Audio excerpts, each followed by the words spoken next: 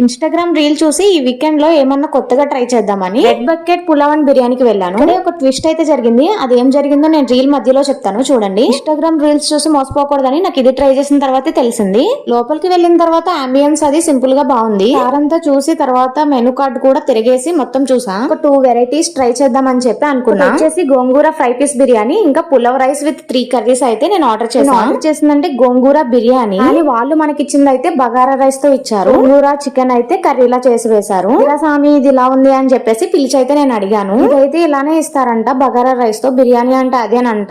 చెప్పిన వాళ్ళు అయితే అన్లిమిటెడ్ బిర్యానీ రైస్ ఉంటుంది అని చెప్పారు. కానీ తీరా అక్కడికి వెళ్లి చూస్తే అది ఒక్కరికి కూడా సరిపోదు ఆ రైస్. అమ్మాయిలకి అయితే ఓకే సరిపోతుంది, అబ్బాయిలకి అయితే అస్సలు సరిపోదు. బిర్యానీతో పాటు మనకి కోక్ అయితే ఫ్రీ అని చెప్పారు. అక్కడ అది కూడా లేదు, ఏదో బ్రాండ్ లేని అసలు ఒక వాటర్ బాటిల్ అయితే ఇచ్చారు. ఉంది అంటే KPHP లో టెంపుల్ బస్ స్టాండ్ పక్కన విజేత సూపర్ మార్కెట్ పక్కనే ఉంటుంది. నేనైతే రికమెండ్ చేయను, ఒకసారి మీరు ట్రై చేయాలంటే ట్రై చేయొచ్చు.